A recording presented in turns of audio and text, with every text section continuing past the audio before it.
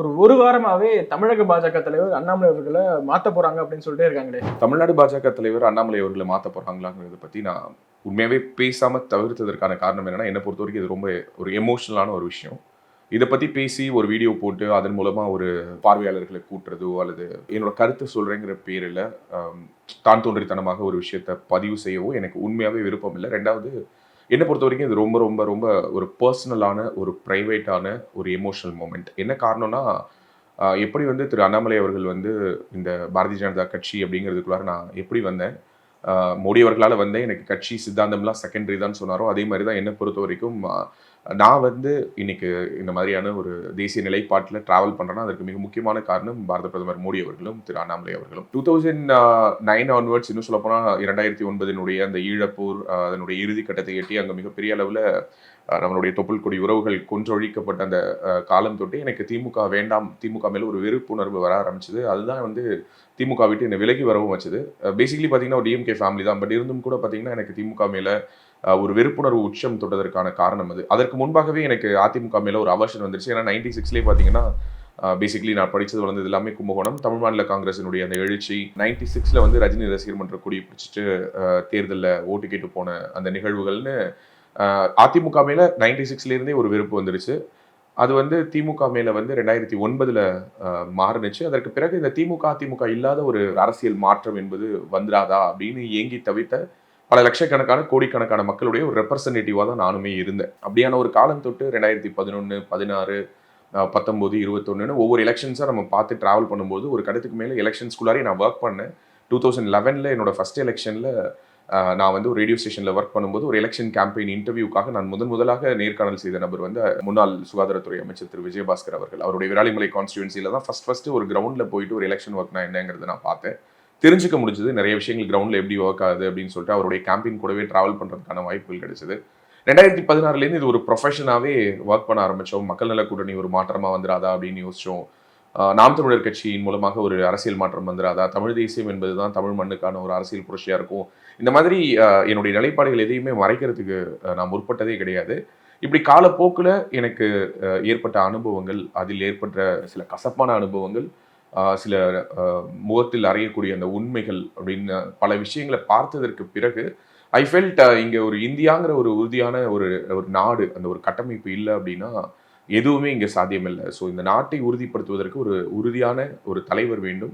இன்னும் சொல்லப்போனால் என்னுடைய வார்த்தைகளாகவே சொல்லணும்னா ஒரு சர்வ வல்லமை பொருந்திய ஒரு தலைவர் வேணும் அப்படிங்கிற ஒரு எண்ண ஓட்டத்தின் அடிப்படையில் பாரத பிரதமர் மோடி அவர்கள் மேல் வைத்த ஒரு நம்பிக்கை அது அப்படியே ஸ்லோவாக டிரான்ஸ்ஃபார்ம் ஆகி தமிழ்நாட்டினுடைய பக்கம் திரும்பும்பொழுது இங்கு ஒரு மிகப்பெரிய ஒரு அரசியல் மாற்றத்தை கொண்டு வர வேண்டும் என்ற நோக்கத்தில் அண்ணாமலை போன்ற ஒரு நபர் தான் பார்த்து கொண்டிருந்த ஒரு வேலையை விட்டுட்டு, அதுவும் சிவில் சர்வீஸ் முடித்து ஒரு ஐபிஎஸ்ஸாக அவர் வந்து பணியாற்றிய அந்த ஒரு காலம் அப்படிங்கிறது வந்து இன்றும் கர்நாடக காவல்துறையில் பொன் எழுத்துக்களால் பொறிக்கப்பட்ட ஒரு வரலாறாக தான் அவருடைய டிராவல் அண்ட் ஜேர்னி இருக்குது. ஸோ அப்படிப்பட்ட ஒரு நபர் சிங்கம் என்று அழைக்கப்பட்டவர் வந்து அரசியலுக்கு வராரு. இவருடைய அரசியல் என்னவாக இருக்க போகுது? முதல்ல ரஜினியினுடைய சிஎம் கேண்டிடேட் அப்படின்னு சொல்லி பேசினார். சூப்பர் ஸ்டார் கட்சி ஆரம்பிச்சாருன்னா அதுக்கு இவர் தான் வந்து சிஎம் கேண்டிடேட்டாக இருக்க போறாருங்கிற தகவல்கள் வந்தது.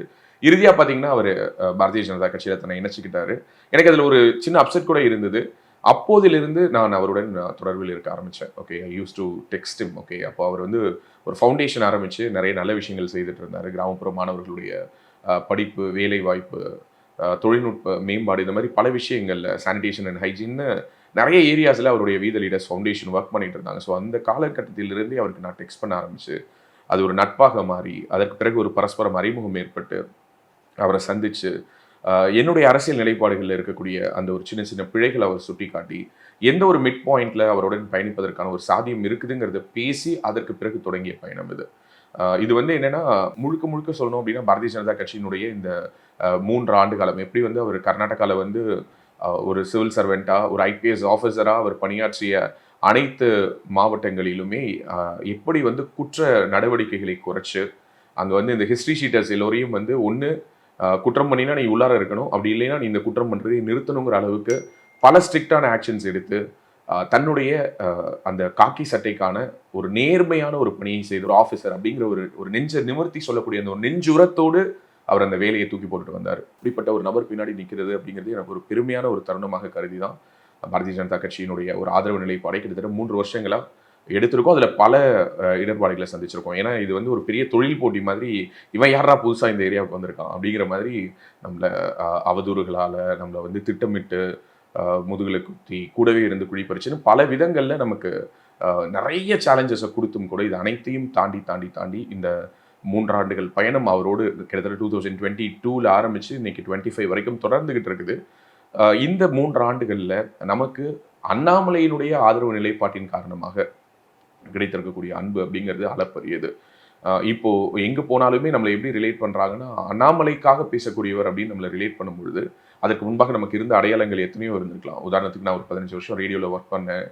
நான் வந்து ஒரு லவ் குருன்னு சொல்லிட்டு ஒரு லேட் நைட் ஷோ ஹோஸ்ட் பண்ணிட்டு இருந்தேன். அது வந்து சென்னை மட்டுமல்ல, சென்னை, மதுரை, கோயம்புத்தூர்னு 3 ஊர்களில் இரவு நேரத்தில் அது ஒரு நம்பர் 1 ஷோவாக ஃபங்க்ஷன் ஆகிட்டு இருந்த ஷோ அது. அதற்கு பிறகு டெலிவிஷன் டிபேட்ஸில் கிட்டத்தட்ட 100கணக்கான டிபேட்டுகள் பேசியிருக்கேன். நாம் தமிழர் ஆதரவு நிலைப்பாடு எடுத்திருக்கேன். நியூஸ் ஜேல சேனல் ஹெடாக ஒர்க் பண்ணியிருக்கேன். இவ்வளோ ட்ராவலுக்கு பிறகு மக்கள் வந்து இன்னைக்கு என்னை 2 விதமாக தான் அசோசியேட் பண்ணுறாங்க. அது என்னன்னா, ஒன்று என்னுடைய குரல் மூலமாக என்னை ரிலேட் பண்ணிக்கிறவங்க என்னுடைய ரேடியோ கரியரை மென்ஷன் பண்ணி நீங்கள் லவ் குரு ஷோ ஹோஸ்ட் பண்ணவர் தானேன்னு கேட்குறாங்க. 2வது என்னை எப்படி ரிலேட் பண்ணுறாங்கன்னா, நீங்கள் அண்ணாமலைக்காக பேசுகிறீங்க அப்படின்னு. அது ஒரு பெருமையான ஒரு விஷயமா நான் பார்க்குறேன். ஏன்னா ஒரு சரியான நபரின் பின்னாடி நம்ம நின்று இருக்கோங்கிறது நம்மளை யார் வாழ்த்துறாங்கிறதுலேயே தெரியும். நம்ம வாழ்த்தி பேசக்கூடிய நபர்கள் எவ்வளவு சரியானவர்கள்ங்கிறத வச்சு நாம் எவ்வளவு சரியான ஒரு விஷயத்தை செய்துட்டு இருக்கோங்கிறத நம்மளால உறுதிப்படுத்திக்க முடியும், நம்பக்கூடியவன் தான். அந்த வகையில் பார்த்தா எவ்வளவு அன்பை வந்து பகிர்ந்துக்கிறாங்க. அண்ணாமலைக்காக நீங்கள் பேசுகிறீங்க, பாரதிய ஜனதாக்காக பேசுகிறீங்க, மோடிஜிக்காக பேசுகிறீங்க, இந்த நாட்டினுடைய நலனுக்காக பேசுகிறீங்கன்னு சொல்லிட்டு என்னுடைய அப்பா வயதை ஒத்தவர்கள் எல்லாம் என்னுடைய கைகளை பிடித்து குலுக்கி நெகிழும் போது அது கொடுக்கக்கூடிய அந்த ஒரு உணர்வுங்கிறது வார்த்தைகளால் விவரிக்க முடியாது. இது எல்லாமே திரு அண்ணாமலை அவர்களால் மட்டும்தான் சாத்தியமாச்சு. இப்போ எல்லோரும் பரபரப்பாக பேசிட்டு இருக்கக்கூடிய அண்ணாமலையினுடைய மாற்றம் என்பதை பற்றி இந்த டிஸ்கஷன்ஸ் எப்போ ஆரம்பிச்சது அப்படின்னா, இந்த மக்களவை தேர்தல் முடிவுக்கு பிறகு அவர் லண்டன் போகிறேன் அப்படின்னு சொல்லி அவர் கிளம்பின உடனேவே இங்கே பலரும் பலவிதமாக யூகிக்க ஆரம்பித்தாங்க, பல கதைகள் எழுத ஆரம்பித்தாங்க, என்னென்னவோ அவதூறுகள் எல்லாம் மல்லி வீசினாங்க. எனக்கு அவருடைய மனநிலை என்னன்னு எனக்கு தெரியும். அவர் என்னதான் வந்து இன்னைக்கு வந்து ஒரு மாநில தலைவராக, ஒரு தேசிய கட்சியின் மாநில தலைவர், மத்தியில் ஆளக்கூடிய கட்சியினுடைய மாநில தலைவர், ஜெர்னலிஸ்ட் மணி அவர்கள் சொல்வது போல் இன்னைக்கு சிஎம்க்கு ஈக்குவலான ஒரு பவர்ஸ் அவருக்கு இங்கே இருக்கக்கூடிய கவர்மெண்ட் மிஷினரியில் அவரால் செலுத்த முடியும். அந்த அளவுக்கு ஒரு இன்ஃப்ளூயன்ஷியல் பர்சனாக இருக்கக்கூடியவர். வெகு குறுகிய காலகட்டத்துக்குள்ளார தமிழ்நாட்டு அரசியலில் தவிர்க்க முடியாத ஒரு தன்னிகரற்ற சக்தியாக இன்னைக்கு விளங்கி கொண்டிருக்கக்கூடிய திரு அண்ணாமலை அவர்கள் மனதளவில் பார்த்தீங்கன்னா இன்றைக்கும் வந்து அந்த ஒரு தொட்டாம்பட்டியிலேருந்து வந்த ஒரு சாதாரண ஒரு நடுத்தர குடும்பத்தினுடைய ஒரு இளைஞன், இந்த தமிழ்நாட்டை சேர்ந்த ஒரு கஷ்டப்பட்டு அம்மா அப்பாவுடைய காசில் படித்து அதற்கு பிறகு மேல் படிப்புக்கு அம்மா அப்பாவை கஷ்டப்படுத்திடக்கூடாதுன்னு வேலைக்கு போயிட்டு அதுக்கு ஒரு லோன் எடுத்து படித்து அந்த லோனை மாதம் மாதம் சம்பாதிச்சு கட்டி இப்படி ரொம்ப நேர்மைக்கு பக்கத்தில் நின்று தன்னுடைய கனவுகளை அடையணும்னு நினைக்கக்கூடிய எத்தனையோ லட்சக்கணக்கான இளைஞர்களுடைய ஒரு இன்ஸ்பிரேஷன் தான் அண்ணாமலை. அப்படிதான் நான் அவரை பார்க்குறேன். அவரை வந்து வெளியில் ஒரு தலைவராக அவரை வந்து நான் வந்து போற்றுறேன், நிறைய பேசியிருக்கேன். இன்னும் சொல்லப்போனால் சமீபத்தில் கூட பார்த்தீங்கன்னா இந்த எஸ்ஆர்எம் பல்கலைக்கழகம் நடத்தின நிகழ்வில் வந்து அதனுடைய வேந்தர் திரு பஷைமுத்து அவர்கள் வந்து சொல்லியிருந்தார். என்ன சொல்லியிருந்தாருன்னா, திரு அண்ணாமலை அவர்கள் வந்து ஒரு பிஎம் மெட்டீரியல்னு இதை நான் பல முறை பலரிடம் சொல்லியிருக்கேன். ஓகே, அதை சொல்லும் பொழுது எனக்கு கொஞ்சம் கூட அது வந்து ஒரு மிகைப்படுத்தப்பட்ட ஒரு வார்த்தையாக தோன்றியதே இல்லை. ஏன்னா எனக்கு உறுதியாக ஒரு நம்பிக்கை இருக்கிறது, என்றோ ஒரு நாள் இந்த இந்தியாவை வழிநடத்தக்கூடிய பொறுப்பு திரு அண்ணாமலை அவர்களுக்கு கிடைக்கும். அந்த வாய்ப்பை காலம் உருவாக்கி கொடுக்கும். அவருடைய உழைப்பு, அவருடைய தகுதி அந்த இடத்துக்கு எடுத்துகிட்டு போகுங்கிறத நம்பக்கூடிய லட்சக்கணக்கான பேரில் நானும் ஒருத்தன். இப்போ அவர் மாநில தலைவர் பதவியிலிருந்து மாற போறாரா அப்படிங்கிற ஒரு யூகத்தினுடைய அடுத்த கட்ட நகர்வுகளாக திரு நயினா நாகேந்திரன் அடுத்த மாநில தலைவராக வரப்போறாரு, இவங்க வரப்போறாங்க, அவங்க வரப்போறாங்கன்னு 1000 யூகங்கள் இருக்குது. நான் ஒரே ஒரு விஷயத்தை மட்டும் சொல்லணும்னு நினைக்கிறேன். என்னன்னா, எந்த ஒரு கட்சியிலும் இல்லாத ஒரு சிஸ்டம் பிஜேபியில் இருக்கிறது. அதாவது 3 வருஷத்துக்கு ஒரு தடவை ஒட்டுமொத்த ஆர்கனைசேஷன் ஸ்ட்ரக்சரும் மாறும். இப்போ திமுகவை பொறுத்தவரை அந்த கட்சி தொடங்கினதிலிருந்து அந்த தலைவர்ங்கிற பொறுப்பில் இருந்தவர்கள் 3 பேர் தான். முதல்ல அண்ணா இருந்தார், அதற்கு பிறகு கலைஞர் இருந்தார், அதற்கு பிறகு இப்போ ஸ்டாலின் இருக்கிறாரு. இவரை தவிர்த்து விட்டு பார்த்தால் அந்த கட்சியில் மீதம் முக்கியமான பொறுப்புகளில் பொதுச் செயலாளர்களாக இருந்தார்கள். கிட்டத்தட்ட இந்த கட்சி ஆரம்பிச்சது 1949 இந்த நிமிஷம் வரைக்கும் பார்த்தோம் அப்படின்னா கிட்டத்தட்ட ஒரு 60-70 வருடத்தை தாண்டிய ஒரு கட்சியில வந்து இதுவரை 3 தலைவர்கள் தான் உருவாகி இருக்கிறாங்க, இருந்திருக்கிறாங்க. அனைத்து இந்திய அண்ணா திராவிட முன்னேற்ற கழகத்தை பொறுத்த வரைக்கும் அப்படிதான். கிட்டத்தட்ட 50 ஆண்டுகள் கடந்த ஒரு கட்சி. அதனுடைய கட்சியினுடைய தலைவராக யார் இருந்தாங்க அப்படின்னா எம்ஜிஆர் இருந்தார். அதற்கு பிறகு தலைவர்ங்கிற பதவியே இல்லை, பொதுச் செயலாளராக ஜெயலலிதா அவர்கள் இருந்தாங்க. அப்கோர்ஸ் அதான் தலைவர்னு எடுத்துக்கிட்டா. அதற்கு பிறகு பார்த்தா 2 பேர் தான் அந்த தலைமை பொறுப்பை நெருங்கி போய் தொட்டிருக்காங்க. ஒருவர் பார்த்தீங்கன்னா ஓ பன்னீர்செல்வம், மற்றொருவர் எடப்பாடி பழனிசாமி அவர்கள், 2 முன்னாள் முதல்வர்களும். ஆனால் பாஜக அப்படி கிடையாது. இதனுடைய சிஸ்டமே வேற. 3 ஆண்டுகளுக்கு ஒரு முறை இந்த ஆர்கனைசேஷன் ஸ்ட்ரக்சருங்கிறத மாற்றணும். இத்தனை முறைக்கு மேலே ஒருவருக்கு பதவி கொடுக்கப்படாது. ஒருவர் 2 முறை பதவியில் இருந்துட்டாங்கன்னா அவங்க குறிப்பிட்ட கால இடைவெளிக்கு பிறகுதான் அந்த பதவிக்கு திரும்ப வர முடியும்னு பல்வேறு பைலாஸ் அந்த பார்ட்டியை வந்து வழி நடத்துறதா நான் பார்க்குறேன். ஸோ அந்த வகையில் பார்க்கும் பொழுது திரு அண்ணாமலை அவர்கள் அறுவடை செய்து கொண்டிருக்கிறார். நான் மறுபடியும் சொல்றேன், அண்ணாமலையால மட்டும்தான் பாரதிய ஜனதா கட்சி வந்து வளர்ந்திருக்கு அப்படிங்கிற ஒரு மிகைப்படுத்தப்பட்ட ஒரு வார்த்தையை நான் பதிவு செய்ய விரும்பவில்லை. ஆனால் அண்ணாமலை அவர்களுடைய காலத்தில் பாரதிய ஜனதா கட்சி வேகமாக இளைஞர்களை சென்று சேர்ந்திருக்கிறது, வேகமாக வளர்ந்திருக்கிறது. அவர் மட்டும்தான் வளர்த்தார் அப்படின்னு நான் சொன்னேன்னா அது வந்து இதற்கு முன்னாடி இருந்த முன்னோடிகளை, முன்னாள் தலைவர்களை நம்ம கொச்சைப்படுத்துற விதமா அமையும். எல்லோருமே உழைத்தார்கள். எனக்கு இன்னும் நல்லா நினைவில் இருக்கு, 2004-05 காலகட்டத்திலேயே, if I am not wrong, தமிழ்நாட்டில் பாரதிய ஜனதா கட்சிக்கு பட்டியல் சமூகத்தை சேர்ந்த கிருபாநிதி தலைவராக இருந்தார். இன்னைக்கு வரைக்கும் மார்க்சிஸ்ட் கம்யூனிஸ்டினுடைய பொலிட் பீரோல வந்து ஒரு ஷெட்யூல்டு காஸ்ட், ஒரு பட்டியல் சமூகத்தை சேர்ந்தவருக்கு ஒரு பிரதிநிதித்துவம் கொடுக்கப்படலைங்கிற ஒரு குற்றச்சாட்டு இருக்கு. திமுகவினுடைய தலைவராகவோ அல்லது திராவிட முன்னேற்ற கழகத்தினுடைய ஆட்சி அமையும் போது முதல்வராக ஒரு தலித் உட்கார வைப்பாங்களாங்கிற ஒரு கேள்வி கேட்டுட்டு இருக்கோம். ஆனா பாரதிய ஜனதா கட்சி தொடர்ச்சியாக இந்த முன்னெடுப்புகளை எடுத்துக்கிட்டே இருக்குது. ஒரு இஸ்லாமியரை வந்து இந்த நாட்டினுடைய குடியரசுத் தலைவராக்குனுச்சு. இன்னைக்கு ஒரு பட்டியல், இன்னும் சொல்ல போனா பழங்குடி சமூகத்தை சேர்ந்தவரை வந்து இந்த நாட்டினுடைய ஜனாதிபதி ஆக்கியிருக்கு. இப்படி பல்வேறு விஷயங்களை பாரதிய ஜனதா செய்தால் கூட தமிழ்நாட்டை பொறுத்தவரை பாஜக என்பது ஒரு பிராமின்ஸ் பார்ட்டி, இது வந்து ஒரு பிராமணர்களுக்கான கட்சி, ஒரு எலைட் பார்ட்டி அப்படிங்கிற ஒரு பிம்பம்லாம் இருந்த பொழுது அது அனைத்தையும் உடைப்பதற்கு ஒரு ஓபிசி முகம் இந்த மண்ணினுடைய நிறத்தில், இந்த மண்ணினுடைய மக்கள் பேசக்கூடிய அந்த ஒரு வார்த்தை பிரயோகத்தில், இயல்பான ஒரு மொழி நடையில, இயல்பான ஒரு உடல் மொழியில பேசக்கூடிய இந்த நெக்ஸ்ட் டோர் பாய் இமேஜ் அப்படிங்கிற ஒரு விஷயம், அதுதான் அண்ணாமலை அவர்களுடைய மிகப்பெரிய சக்சஸாக நான் பார்க்குறேன். ஏன்னா இந்த யாத்திரை பொழுது நான் அவருடைய பல ஊர்களுக்கும் பல தொகுதிகளுக்கும் பயணிக்கக்கூடிய ஒரு வாய்ப்பு கிடைத்த பொழுது ஒவ்வொரு ஊரிலும் அதுவரை எந்த ஒரு அரசியல் தலைவர் வரும்போது மீட்டை விட்டு ஸ்டெப் அவுட் ஆகாத அக்காக்கள், பெரியம்மாக்கள், சித்திகள், அம்மாக்கள், வயதானவர்கள், குறிப்பா அந்த பெண்கள், ஓகே, அவங்க வந்து வெளியில வந்து அண்ணாமலையை பார்க்கறதுக்காக வந்தாங்க. அவங்களால ரிலேட் பண்ணிக்க முடிஞ்சது, ஓ நம்ம வீட்டு பையன் மாதிரி ஒரு பையன் தான் அப்படின்னு சொல்லிட்டு. ஸோ அதுதான் அவருடைய யூஎஸ்பி. இது பாஜகவில் இருக்கக்கூடிய அனைத்து தலைவர்களுக்கும் தெரியும். இன்னும் சொல்ல போனா திரு அண்ணாமலை அவர்களை வெறுப்பவர்களுக்கு கூட இது தெரியும். அண்ணாமலை அவர்களுடைய இந்த டென்யூர்ல பாரதிய ஜனதா கட்சி ஒரு அபரிதமான வளர்ச்சியை அடைஞ்சிருக்குது அப்படின்னு சொல்லிட்டு. இதை ஏன் இந்த இடத்துல நான் ரொம்ப அடிக்கோடிட்டு காட்டணும்னு நினைக்கிறேன்னா, அடுத்த தலைவராக யார் வேண்டுமானாலும் வரலாம், இதற்கு முன்பாக தலைவர்களாக யார் வேண்டுமானாலும் இருந்திருக்கலாம்.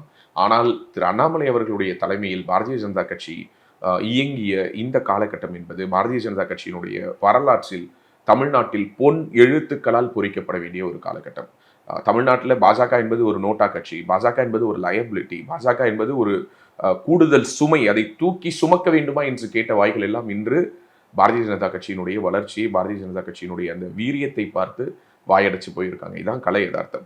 நான் அதுக்காக தான் முன்னாடியே ஒரு வார்த்தை சொன்னேன், இதற்கு முன்பாக பலர் விதைத்தார்கள், அண்ணாமலை அறுவடை செய்கிறார். அந்த அறுவடை செய்யக்கூடிய கைகள் அப்படிங்கிறது வந்து ஒரு பாக்கியமான கைகள். தேவர்மன் படத்துல சிவாஜி கணேசன் சொல்ற மாதிரி தான், பாட்டனும் போட்டனும் விதைச்சிட்டு போயிட்டாங்க, இன்னைக்கு நான் பழம் சாப்பிட்றேன், அடுத்து ஓம் பையன் பழம் சாப்பிடுவான் அப்படின்னா யாரோ ஒருத்தங்க விதைக்கணும். அந்த விதைக்கிற கைகள் ஒன்றாக இருந்தாலும், பழங்கள் ஒரு கைகளுக்கு போனாலும், அந்த பழங்கள் அப்படிங்கிறது தான் அந்த ஃப்ரூட், அந்த ஹார்வெஸ்ட்னு சொல்லுவோம் இல்லையா?